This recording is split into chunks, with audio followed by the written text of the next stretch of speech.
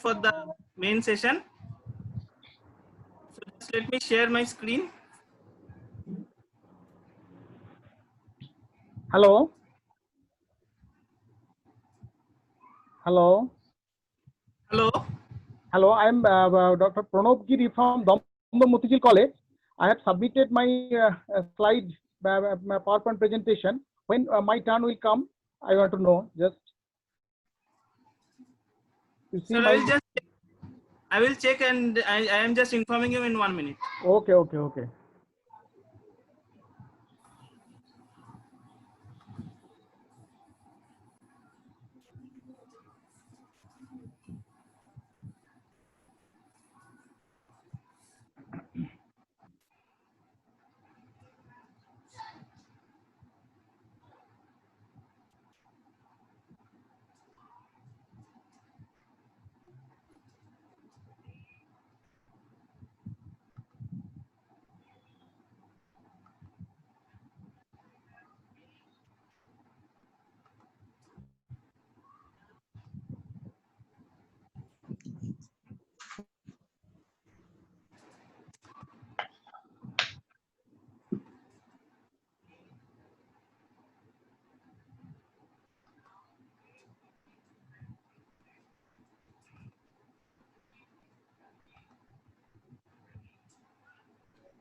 Hello, is the slide visible Yes, sir. to everybody? Is the slide visible to everybody? Yes, we can see, sir. Okay, madam, just 1 minute.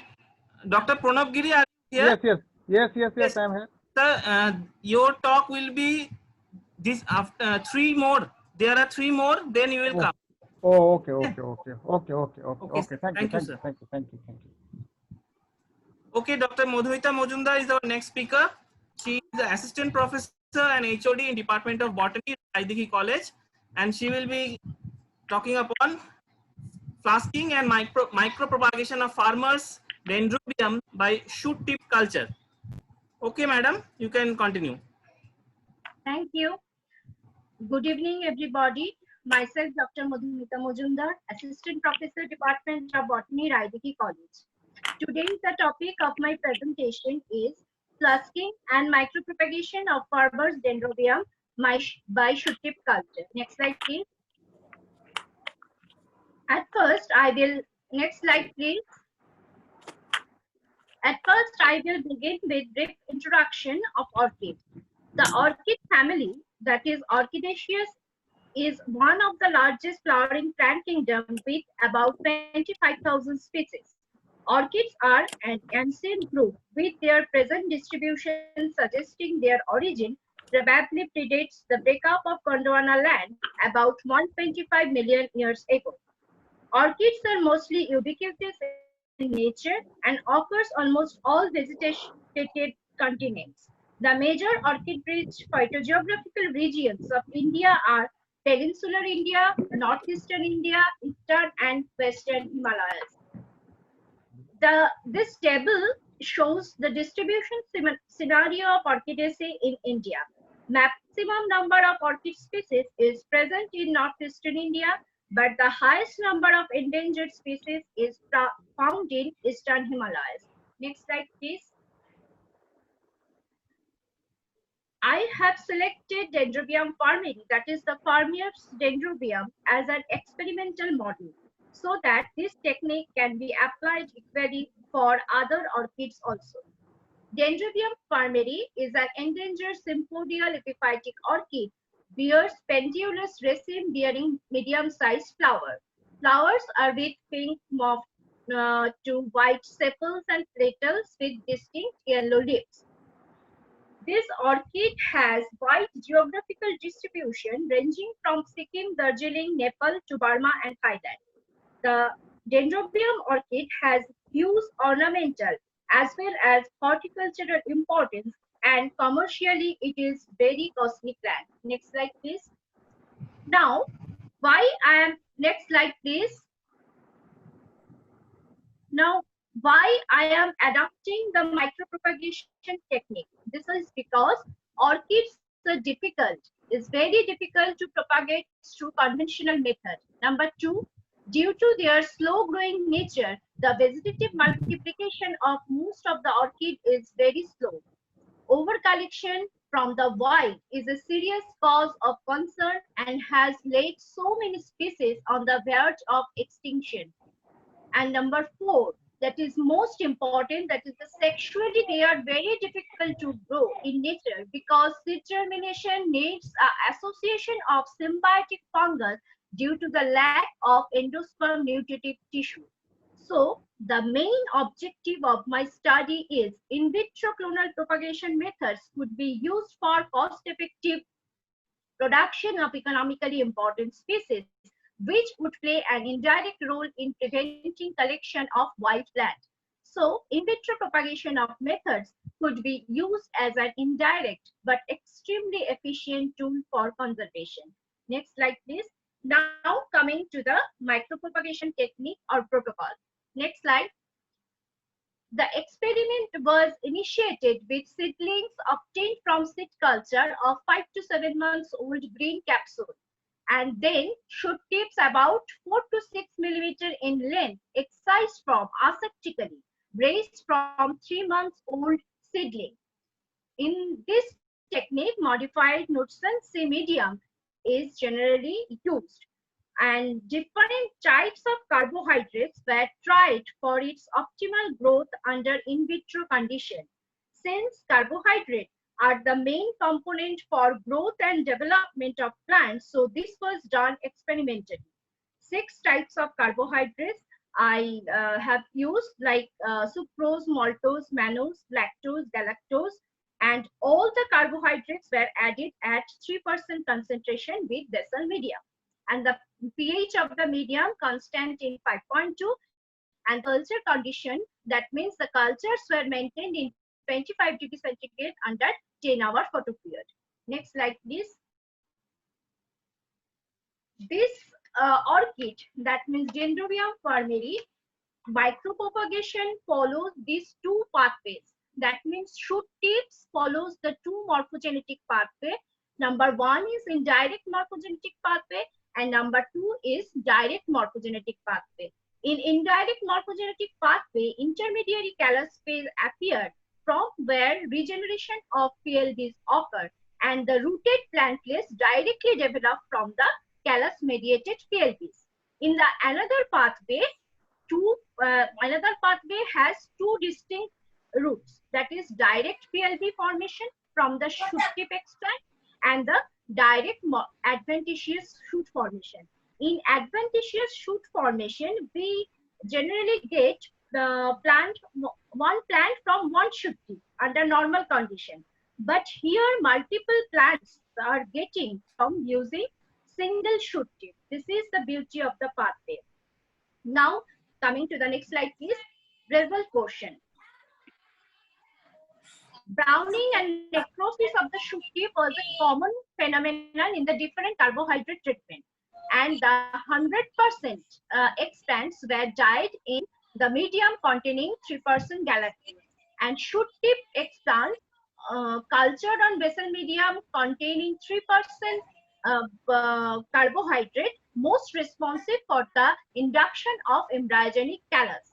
And the direct PLB formation was noted in almost all the carbohydrate treatment, but lactose is very effective for the production of direct PLB formation.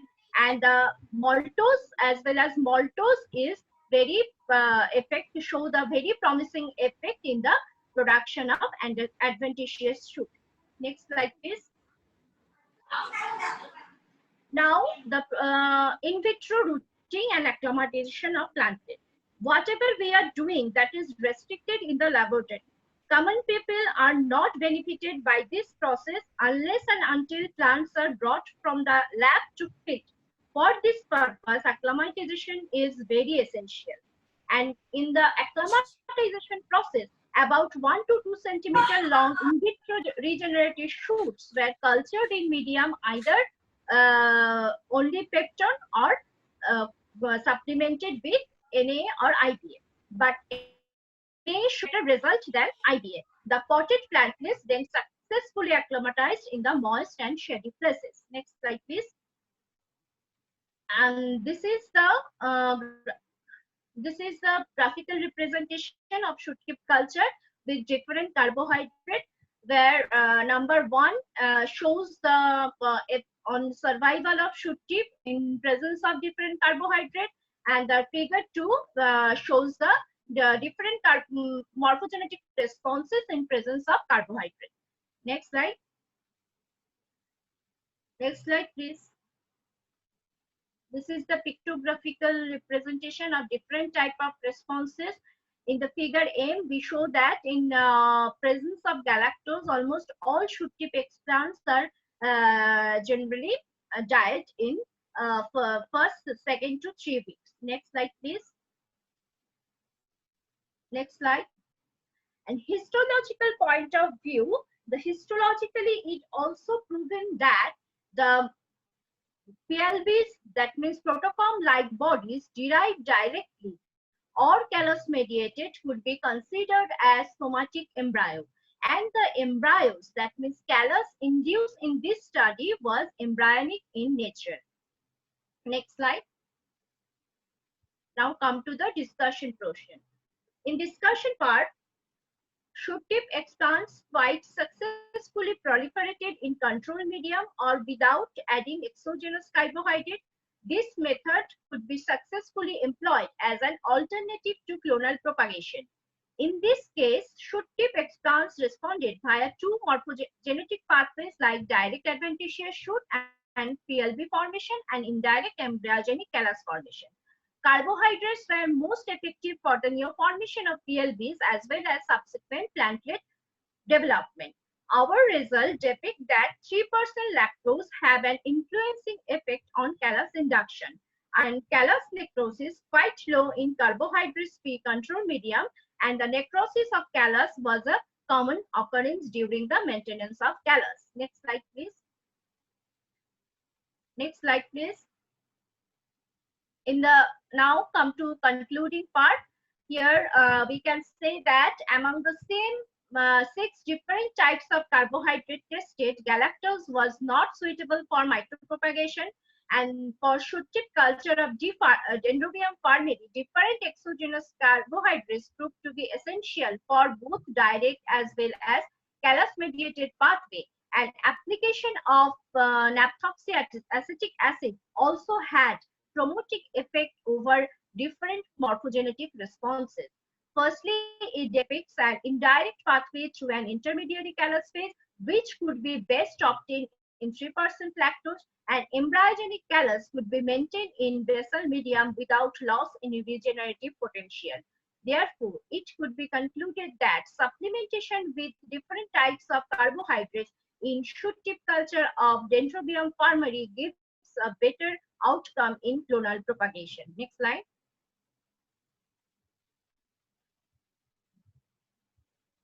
These are some literature cited for this work. Thank you.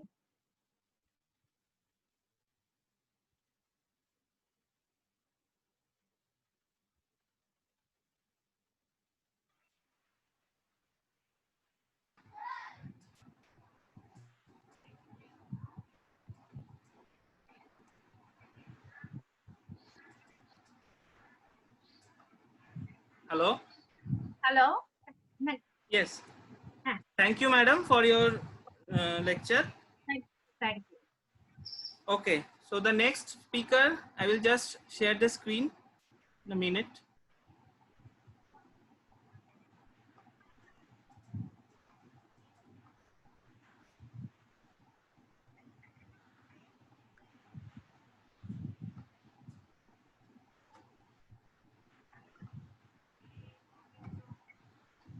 Hello, Nipa Banerjee is here. Yes, sir. Present here. Okay. So our next speaker is Nipa Banerjee. She is associated with the Bhairav Ganguly College, and she will give a lecture upon physical exercise and balanced diet for healthy body and mind. Please, madam, you can start. Sorry, I can't see my screen. I have provided the presentation. Can't. Okay. Is it visible now? Yes, yes. Now it's visible. I can Okay. start? Yes, you can start. Okay. Good evening to all. Today I will be talking on physical exercise and balanced diet for healthy body and mind. Now to start with, I would like to mention, next slide please. I would like to mention that at present we are facing an unprecedented pandemic situation that is simultaneously burdened with natural disasters. People, irrespective of the socioeconomic status, are suffering from some sort of miseries in spite of the fact that there are various initiatives have been taken by administration at all levels. Now, in this present scenario, ensuring and maintaining health is of utmost importance. According to WHO, health is best defined as a state of complete physical, mental, and social well-being, and it is not just merely an absence of disease or infirmity. And therefore, in this backdrop, next slide please, an attempt has been made to highlight the impacts of regular physical exercise and diet on body and mind. Next one. In India, which is about 1/6 of the world population, is currently undergoing rapid socioeconomic and lifestyle transition. Now, with these changes, there is a change in disease pattern also. That means from predominantly communicable and maternal and childhood causes of mortality and morbidity to shift towards predominantly the lifestyle and the non-communicable diseases. Now, according to WHO, physical inactivity has been identified as the 4th leading risk factor just after hypertension, tobacco use, and total blood glucose level.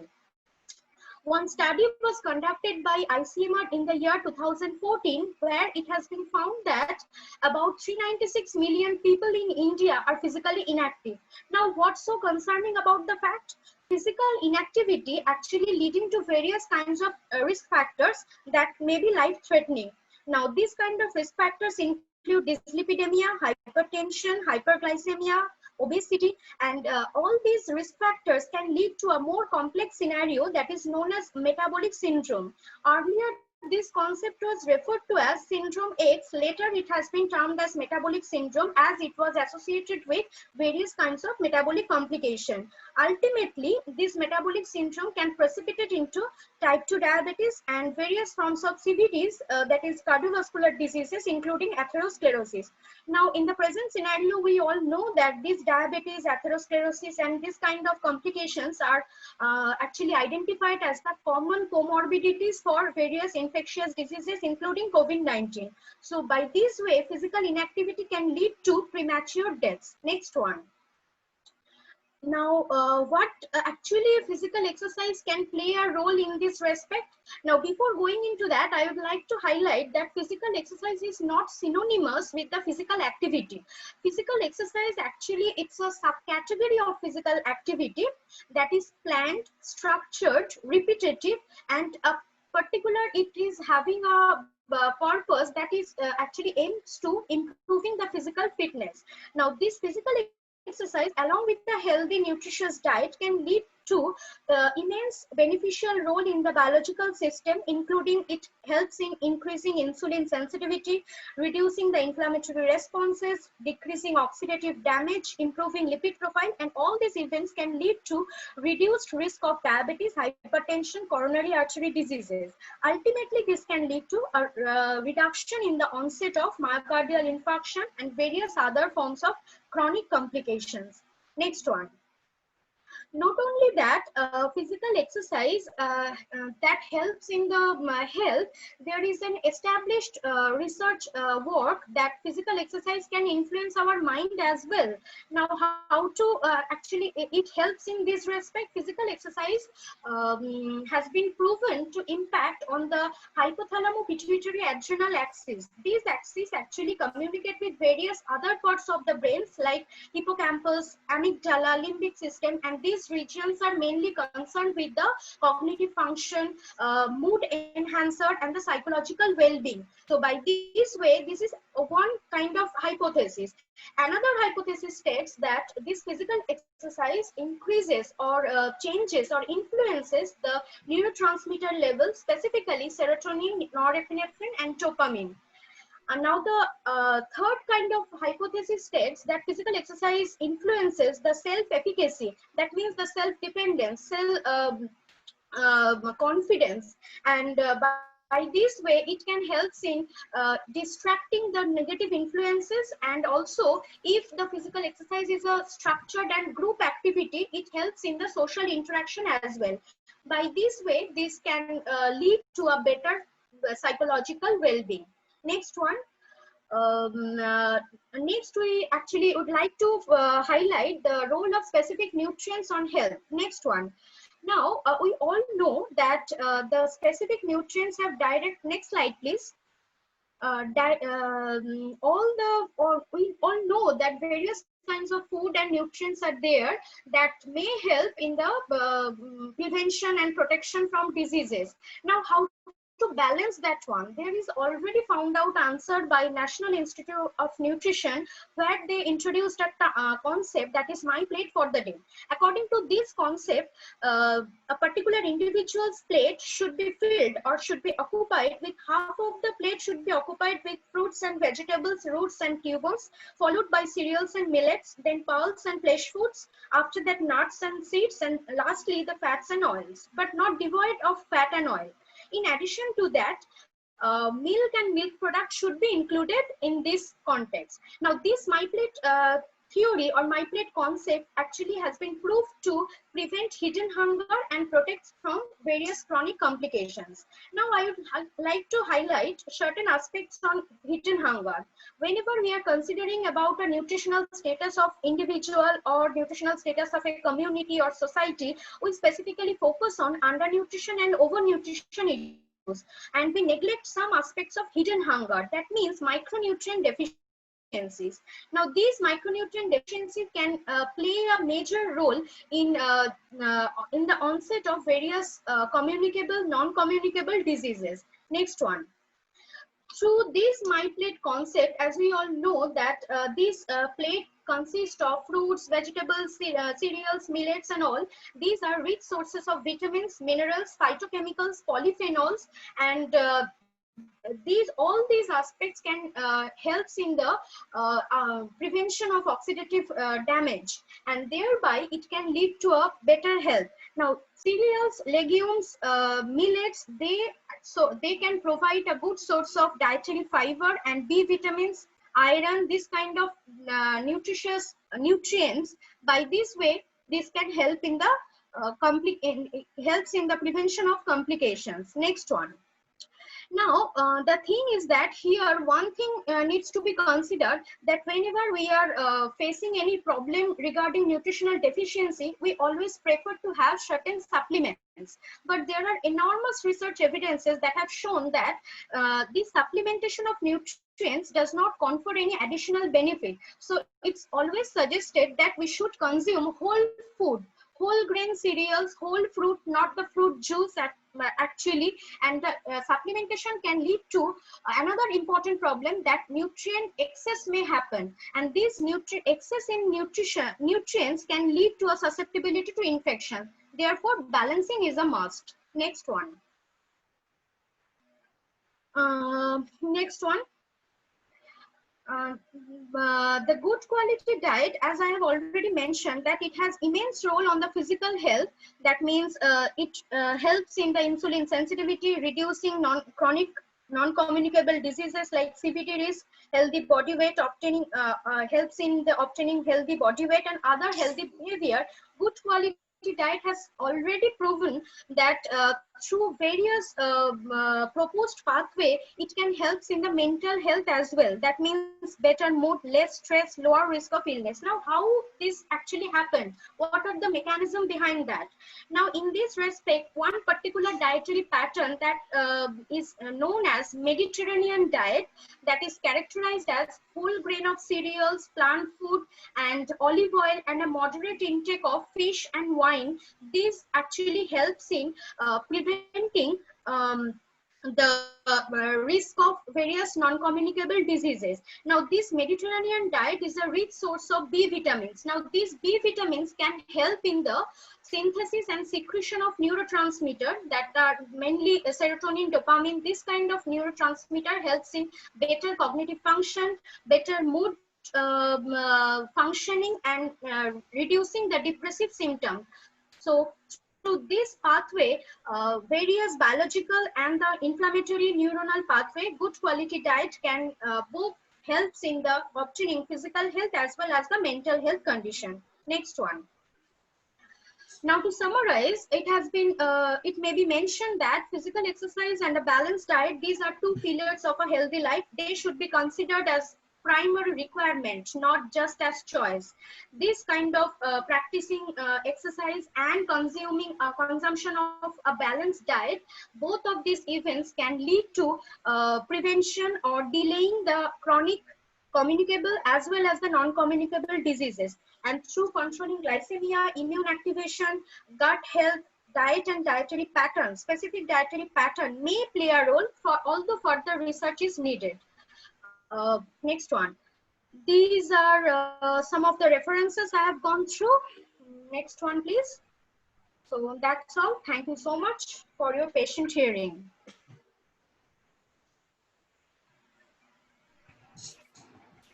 Thank you, madam, for your lecture.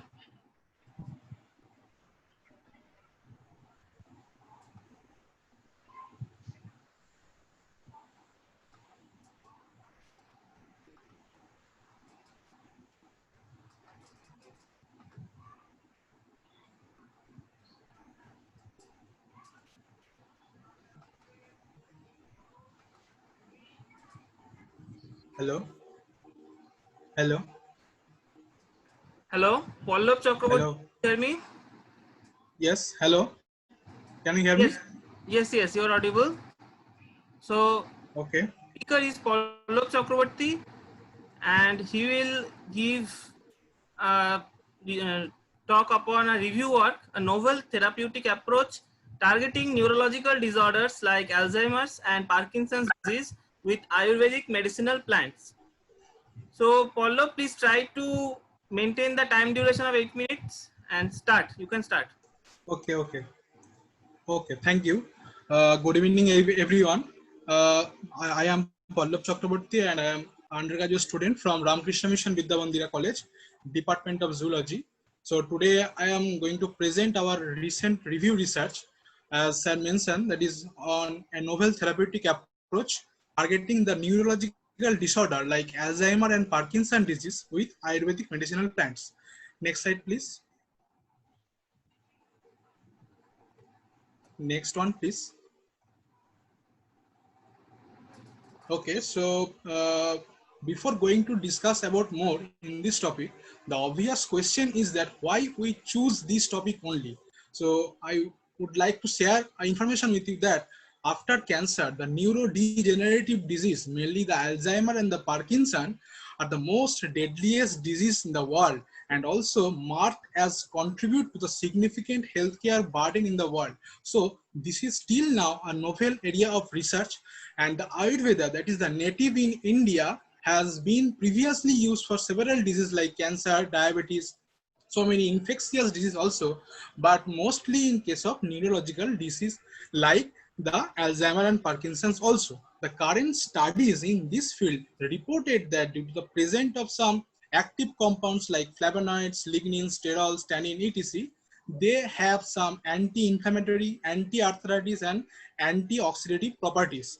So we choose this topic and we did a literature review research in this field to find out the all types of Ayurvedic plants and their roles in brain disease, and we also propose some of the most important medicinal Ayurvedic plants that can be used in future as a therapeutic against this disease. Next slide, please. So before I discuss about the selected medicinal plants, we must know the basics of the neurodegenerative disease and also the Alzheimer and Parkinson disease causes. So the neurodegenerative disease is mainly referred to the destruction of the neurons or the loss of the nerve cells. in case of Alzheimer's disease, there are three hypotheses that is worldwide accepted. One is the amyloid cascade hypothesis. This is the deposition of the amyloid beta protein. And the second one is the cholinergic hypothesis. This is the loss of the transmission of the neurotransmitter, mainly the acetylcholine, from the pre to post synaptic synaptonal complex. And third is the genetic, that is the mutation of the APOE, APP, and PS1 genes. In case of the Parkinson disease, the main cause of this disease is the collapse of the dopaminergic neurons that is triggered through the generation of reactive oxygen species, as well as the mitochondrial dysfunction. That's mean the mitochondrial fission and fusion process when disturbed, and also the storage of the alpha synuclein. The recent research also find out that apart from these causes,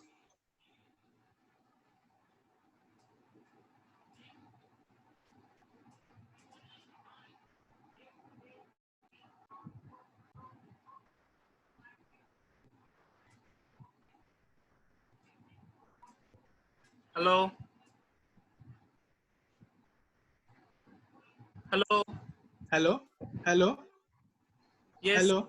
Yes. Go on. Go on. So sorry for the disruption here. The network connection is not well. So currently, it's also known that the hypersecretion of the immune cells, that is also proven as the hallmarks of the AD and PD. Next slide. Next one, please. Hello.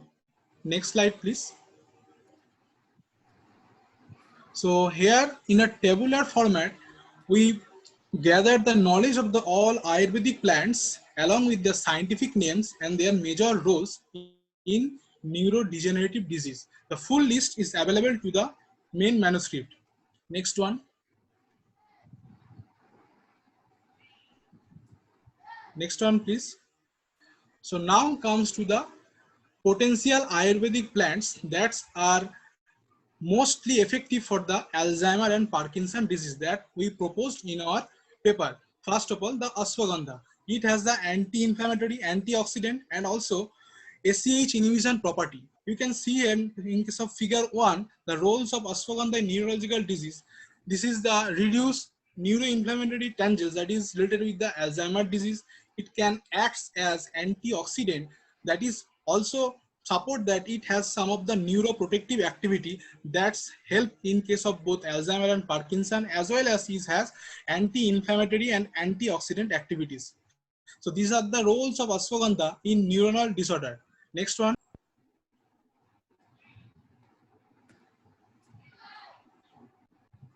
Next one, please. Now, secondly, Brahmi. It is also reported that in case of Parkinson disease, it stops the apoptotic effects of the dopaminergic neurons that I already told you that dopaminergic neuron damage related with the Parkinson disease. So in case it helps against Parkinson disease, it also acts to improve the memory forming mechanism by increasing the GFAP proteins also. These are the some of the key roles of Brahmi that presented with the figure 2. You can see here, it helps in attenuate the neuroinflammation. It also maintain neural plasticity with glial plasticity, and it possesses some of the antioxidant properties also. Next slide, please. Now the turmeric, the curcumin, it's the main active compound of the turmeric, and it's also effective for showing anti-inflammatory, antioxidant, reduce the amyloid plaque burden that is related with the Alzheimer's disease, and also promote disaggregation of the AB proteins. These are the different roles of curcumin that we have proposed in our paper. Next one, please. Now, the Sankapushpi and the Jatamansi. These are also very important for the both Alzheimer and Parkinson, as well as some of the brain disease, as they improve the stress-induced memory defect. In case you can see here in the figure 4 that Sankapushpi and Jatamansi both improve the learning and memory mechanism that is also related with the Alzheimer's disease, and it's also check the degeneration of neural cells in substantial niagara that's related with the Parkinson disease. Next slide, please. So still now we discuss about the most potential medicinal Ayurvedic plants that are very useful to treating the Alzheimer and Parkinson disease. In this review literature research, when we did this, we find out so many problems that are related with these fields. That's we are here. You can see the present slide as open questions. You can see the current problems from the 1 from 7, like ashwagandha can progress or regulate the mitochondrial dynamicity. It is still not clear for the present researcher. This is also not clear that whether the ashwagandha active constituent can permit the brain or blood, that year whether it can permit or not, it is not clear still now. And also it is not clear whether the curcumin that could prevent the disease development of the AD in humans or not. So we listed here some of the current problems. This slide support that our review research is productive, and also it's comes with so many scope in near future. Next one, please. Hello. Next one, please. Hello. Next one. Okay. So now the conclusion, and we can conclude that the Ayurveda has the promising roles against the neurological disease like Alzheimer and Parkinson. The problems being listed above as open questions that are also available in our manuscript must be solved in near future by conducting through laboratory experiment in different model. The positive and the fruitful outcome from studies and research works in future might lead to successful clinical trials, and the proposed medicinal plants could then be further used to develop novel therapeutic approach against the diseases like AD and PD. Next one, please. Now, I am thankful to the principal and the departmental faculties of my college. I am also thankful to Dr. Subarti Pal. He is also a co-author and corresponding author of this paper, vice principal of his college. I am thankful to my parents for their support. Thank you. Thank you, Pallav, for your presentation.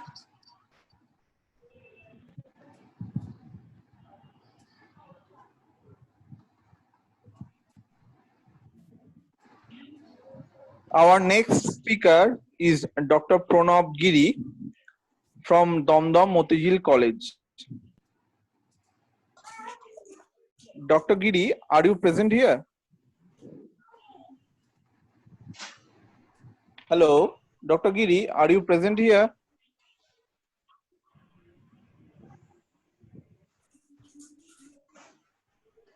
Hello, Dr. Giri, are you present here?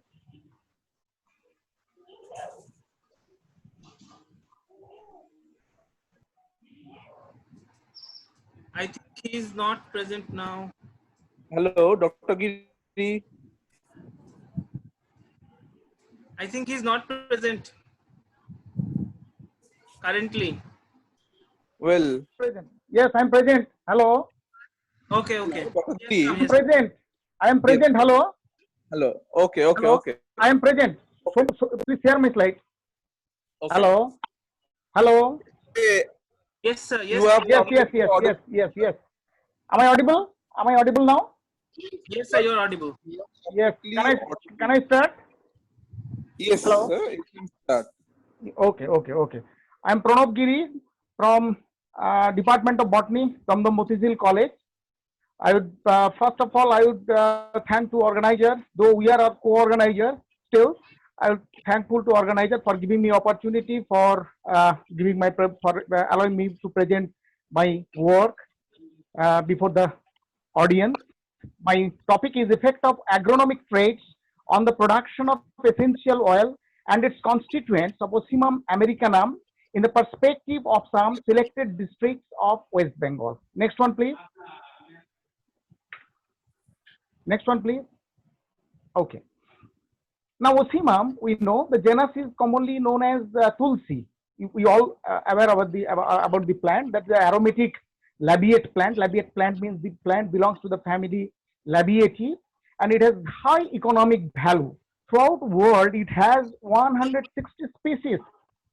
In India, in Northeast India particularly, only 4 species are cultivated commercially. Among them, only 3, such as Ocimum gratissimum, Ocimum basilicum, Ocimum gratissimum, Ocimum basilicum, and Ocimum sanctum. These 3 particular species are cultivated in West Bengal. The Ocimum americanum, that is the 4th one, is not well cultivated in West Bengal because of lacking of awareness regarding its values, and lack of knowledge regarding its cultivation technique. Now, the essential oil of this species, that is Ocimum americanum, has reported to have different economic values.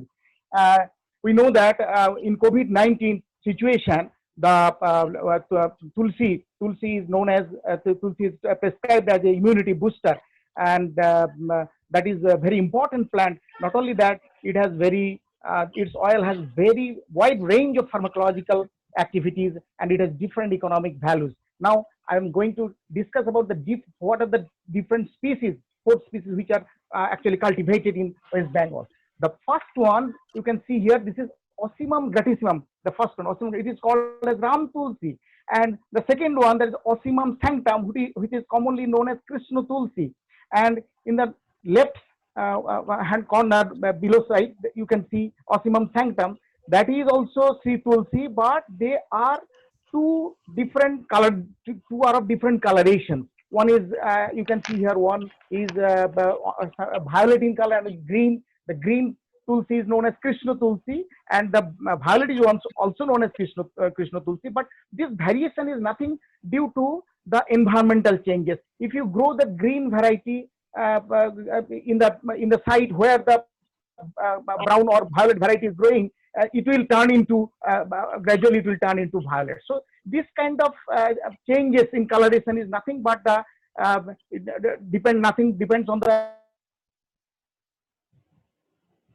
very important determinants for this. Another species, that is Ocimum basilicum. Here you can see that is a very important plant in Puri Jagannath temple. This during worship, this tulsi is particularly applied. So if we Lord Jagannath and Krishna being the same person, why he preferred this kind of tulsi, I actually don't know. Now this species, that is Ocimum americanum, it is very important. It is americanum. The species is americanum. Here, this tulsi is growing in the agroclimatic condition of West Bengal, but it is not cultivated in wide scale. Next one, please. Hello, hello, hello, hello, hello, hello. Can you hear me? Next one, please. Hello. Hello. This is the slide where I am showing you the palynomorphological differences between the pollen grains of different species. The first one, that is Ocimum sanctum, and 5th one is also Ocimum sanctum. Ocimum gratissimum, where the pollen grains you can see here a deep depression. Yes, yes. Hello. The 3rd and 4th one is Ocimum americanum and Ocimum basilicum respectively. So by means of their palynomorphological character, we can distinguish these different species on the basis of their palynomorphological characters. Next one, please. Hello, next one. Next one, please. So the genotype of this plant is very much sensitive to environmental conditions. I have already discussed the change of the morphological pattern is dependent upon the environmental condition. The green variety is changed into violet. So there is a great genetic flexibility among the different species of this plant. So this genetic flexibility is known as Ichards. These temporary changes in the morphological character of the plants is known as Ichards. Such Ichards might have role in production of aromatic compounds.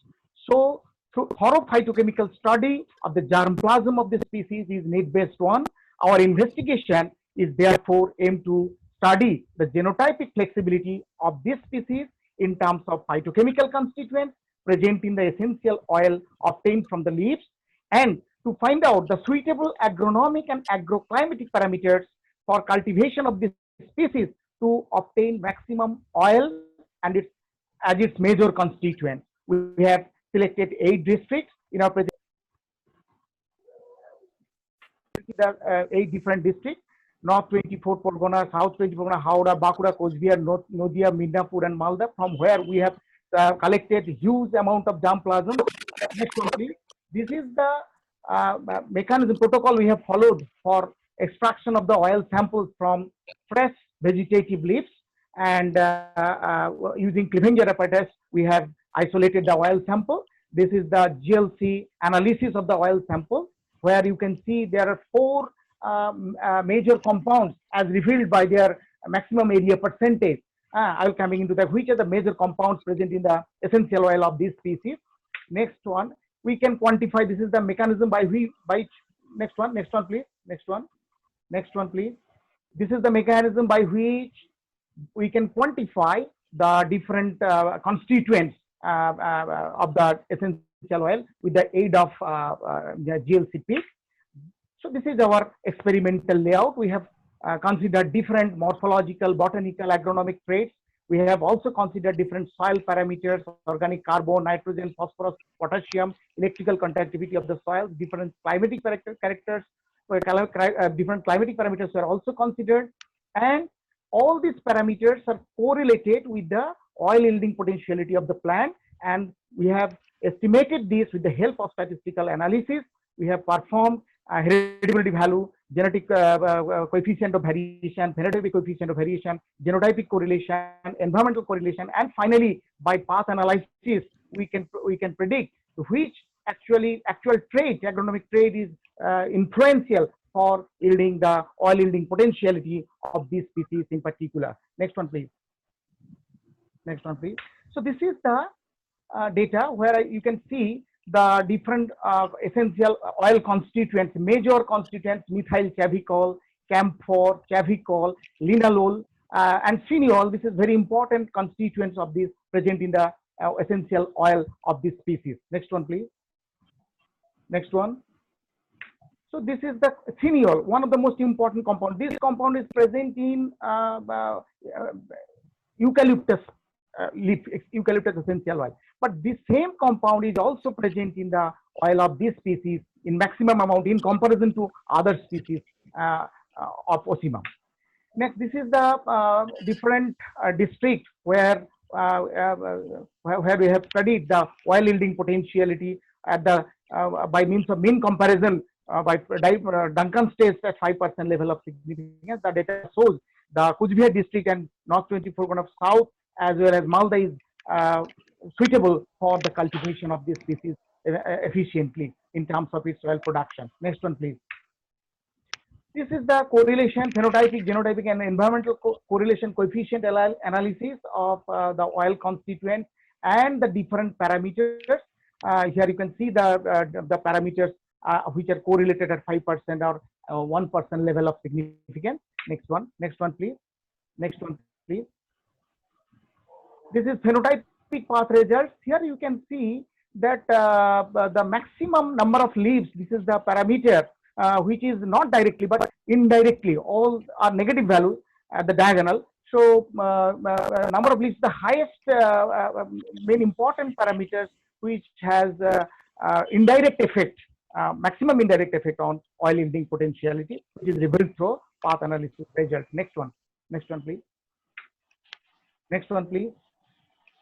This is the genotypic path results where you can see the number of leaves also has maximum effect on the oil yielding potentiality from this species. Next one, this is the agronomic path analysis where you can see that the characters like branches per plant, number of leaves as an agronomic trait, these characters have positive direct influential effects. Most important thing is that available nitrogen and available potassium is very important factor which can influence the oil yielding potentiality of this species. Next one please. So our conclusion is that major compounds in the oil sample of this species are camphor, chabicol, linalool, and methyl chabicol. Our investigation underlines that oil of this species is the owner of different major compounds available in different other species. Germplasm of this species is less prone to develop new icates, though it can grow in different agroclimatic regions. Next one. Thus, we can conclude that if cultivation of this species is to start in commercial scale, the Coachbihar district of West Bengal will be the most suitable in terms of herbage and oil yield as well. More emphasis is to be given on the parameters of the plants like branches per plant, leaf area, number of leaves to obtain greater benefits out of the cultivation of this species. Nitrogen and phosphorus-based biofertilizer formulation would be the most appropriate to boost up oil production in this from the leaves of this species. So I want to acknowledge Professor P. Ghosh and Professor S.K. Mukherjee of Kolani University and our principal as well as our head of the department. So thank you very much for your present hearing. Thank you, Dr. Giri, for your nice presentation. Thank Is you. there Thank you. question from the audience to Dr. Giri Yes. regarding his presentation? Is there any question from the audience? Well, I think there is no question. So I thank again Dr. Giri Thank for you. your wonderful lecture. Thank We will you. Thank you to very the much. next participant, sir. Thank you. Thank you. Thank you.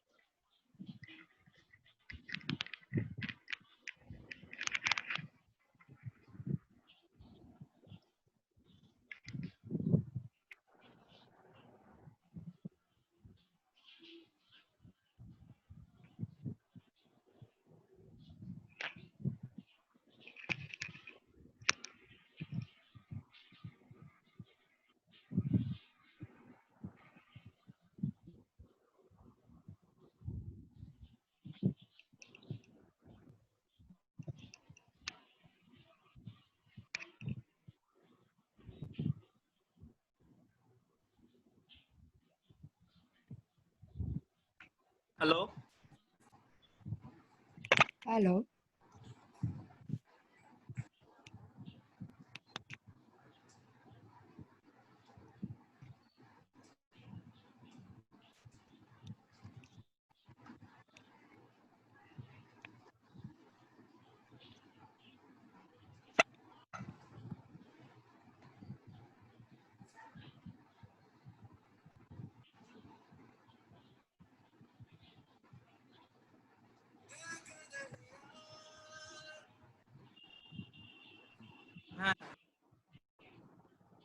Hello.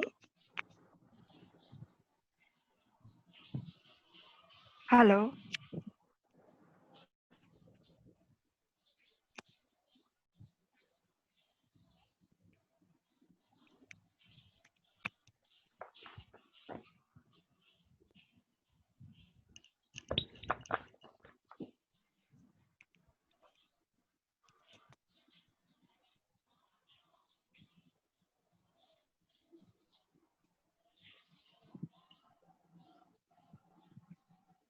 Hello.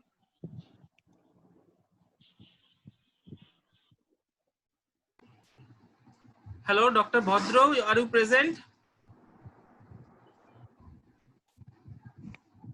Hello, Dr. Devabrata Bhadro, are you present? What is the problem? Actually, Dr. Som was somehow he got disconnected. Oh, he is connected again. Okay, okay. So can you make me host? Just Yeah, sure. So you are the host now. okay, okay. Hello. I am audible to all? Yes. Okay. So just before the speech of Dr. Shatarupa De, I would like to mention one thing. There is a small announcement that as we already reached 8 p.m., the time was near about 8 p.m. for this session. So this will be the last talk today. We are sorry for the inconvenience, but the speakers from number 16 to number 25 will have to give their talk tomorrow at 2 p.m. We will send you a separate link for tomorrow's meeting, tomorrow's conference link, individually to your mail IDs. This will be the last talk for of Dr. Shatarupa De, and others will have to, others who have not given a talk till now will have to give their talk tomorrow at 2 p.m. Okay, Dr. Shatarupa De, just give me a minute. I will just share your lecture. Okay.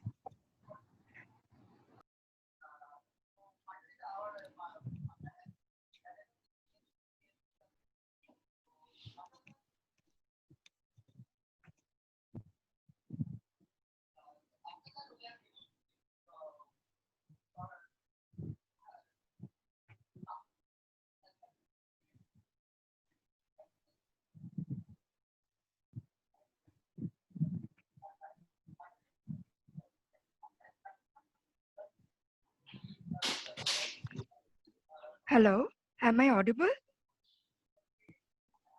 Hello. Yes, you are perfectly audible, ma'am. Please carry on. Okay. You are Okay. audible. Please get start. Okay. I'm Shatarupa De, Assistant Professor of Department of Botany, Shampoo Siddheshwari Mahavidyalaya. The topic of my presentation is characterization of Bacillus atrophius PP2, an endophytic bacteria from Peperomia pellisuda with antimicrobial and antibiofilm properties. Next slide.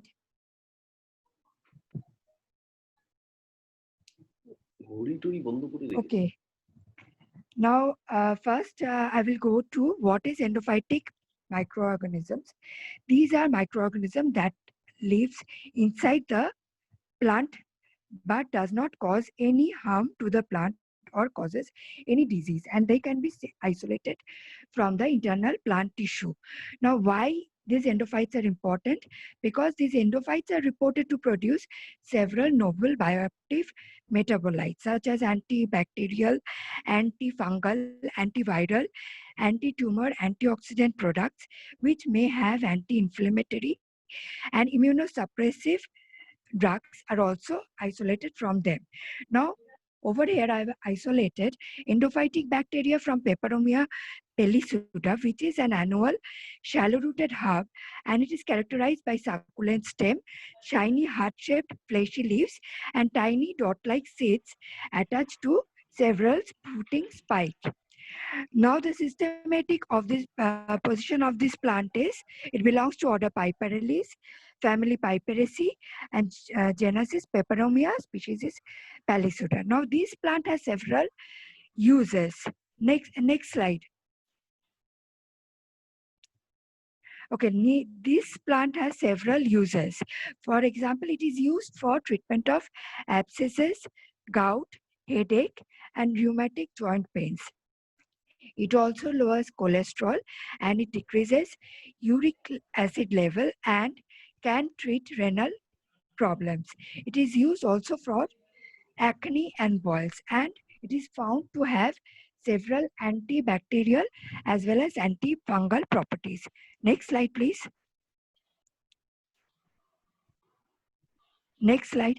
Yeah. Now, the main objective of this work was isolation of bacterial endophytes from Peperomia plants and screening of these endophytic isolates for production of antimicrobial activity and selection of the most suitable isolate. Now, these antimicrobial producing bacteria were further screened for their antibiofilm properties, and finally characterization and identification of the potent isolate. Next slide. Now I come to the result portion of my work. Now, this slide shows the diversity of endophytic bacteria in the plant. And for isolation of microbes, what I have done is that I have surface sterilized the plant with ethanol, then washed again with sodium hypochlorite, and then again with 70% ethanol. After that, I have washed with sterile distilled water, and I have cut sections of different parts of leaf lamina, petiole, stem, root, inflorescence, and I have laid it on a nutrient agar plate. Uh, in the table, it is shown that a total of 144 samples have been used from leaf, petiole, stem, root, and inflorescence, and a total number of samples which yielded endophytes were 89 in number. The total number of different types of endophytes which were isolated were 28 in number, of which 9 isolates, which was the maximum, was isolated from stem, and from root it was 6. And it was found that colonization frequency was maximum in the root, which was 87.5%, whereas isolation root was around, so isolation rate was around 28, and it was found in stem. Next slide, please. Now I've calculated the Shannon-Weaver diversity index, the symptom diversity index, and Gleason diversity index, and it was found to be maximum in the stem, and it was found to be 2.079, which is the Shannon diversity index. Simpson diversity index was 0.9122, whereas the Gleason diversity index was 4.24. Next slide, please. Now, a total of 28 isolates were screened for their antimicrobial activity against different gram-positive and gram-negative bacteria, and only 13 of them shows antimicrobial activity against the selected test organisms. And among these, PP2 was an isolate which shows antimicrobial activity against Bacillus subtilis, which was an inhibition zone of 15 millimeter, Bacillus cereus 14.5 millimeter, Staph aureus, which is 3 millimeter, Klebsiella pneumoniae, which was 3 millimeter.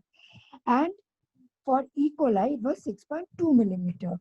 For Aspergillus niger, which was the only fungus tested, it was 8.5 millimeter. And this result was done by cross-sticking method, which was later again confirmed by the agar cup assay. Next slide, please.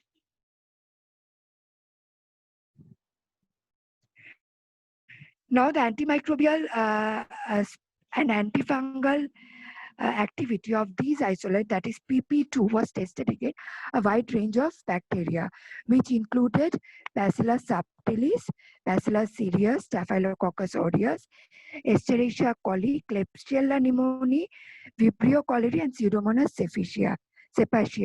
And these isolates did not show any inhibition against Vibrio cholerae and Pseudomonas cepacia. However, maximum inhibition was shown against Bacillus cereus.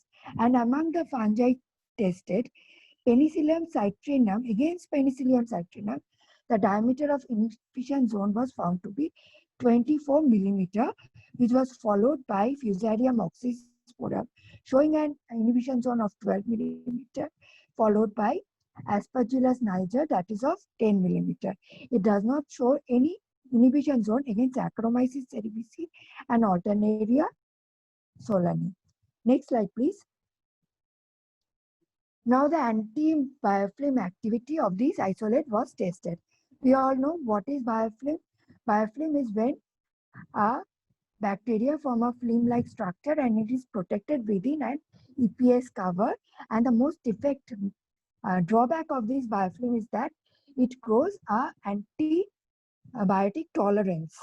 Okay, now these I have tested anti-biofilm activity of these isolate against 2 bacteria, which was Klebsiella pneumoniae and Bacillus cereus, in which what I have done is mainly I have grown overnight culture of these test organisms, and these test organism along with 0.5 ml of selfic culture of PP2 was added in test tube, and it was incubated for 48 hours under static condition, and then the broth was decanted, washed with saline water to remove the planktonic cells, and then it was dried and stained with 0.01% crystal violet. Now these tubes was again washed to remove the excess stain and destained with 33% acetic acid, and the optical density of this dye was determined at 590 nanometer, and you can see the results. The control, the biofilm growth was around 0.45 OD, whereas the treated one was 0.095 OD. Whereas in case of Bacillus cereus, the biofilm growth was 0.27 OD at 590 nanometer, whereas for treated it is 0.05 OD. Now next slide. This is the morphological and physiobiochemical characteristics of this isolate. It is gram-positive, rod in nature, and it forms endospore. It is motile, and it is able to grow on McConkie and King's pea. It is citrate. It is positive for citrate utilization, and it is able to produce amylase, caseinase, gelatinase, cellulase, catalase, oxidase, urease, and nitrate reductase. Apart from this, it was positive for siderophore production, indole production, and phosphate solubilization. Next slide, please. Now it shows, and this is the antibiotic sensitivity profile of this isolate, and it was sensitive to penicillin G, streptomycin, ciprofloxacin, norfloxacin, and gentamicin, whereas it was resistant to erythromycin and vancomycin. And this is the phylogenetic tree which was derived from 16S rRNA gene sequence, and it was found to be very much similar to Bacillus atrophius. Next slide. Now, among this is a summary slide, and among 28 endophytic isolates, one isolate, which was PP2, was able to produce antimicrobial activity against a wide range of gram-positive as well as gram-negative organisms, which was also confirmed by Gager-Cup assay. And these also showed anti-biofilm activity against Klebsiella pneumoniae and Bacillus cereus. And this isolate was identified as Bacillus atrophius. Next slide, please. I acknowledge Professor A.K. Pal of Microbiology Laboratory, Department of Botany, University of Calcutta, and also postgraduate students of Department of Microbiology, Lady Brabourne College, who initial isolation part of this work. Next slide. Finally, I thank the organizer for giving me a chance to deliver my talk in this webinar. Thank you.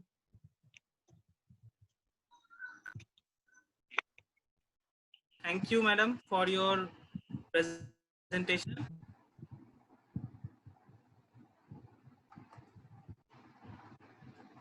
Okay, so as I have already mentioned that this was the last talk today. So the remaining speakers, 10 speakers are remaining still. So their talk will be from tomorrow 2 p.m. We will send a separate link for tomorrow's session. Please stay tuned and keep a note on the email. We will send you by email. Dr. Saurabh Shrom, are you there? Yes, I am here. So just conclude today's session. Okay. Okay. Thank you, Dr. Pal. On behalf of the organizers, I express my sincere gratitude and thanks to all the participants present here who have already presented their talks with us, and I also thank them for their cooperation, and patience.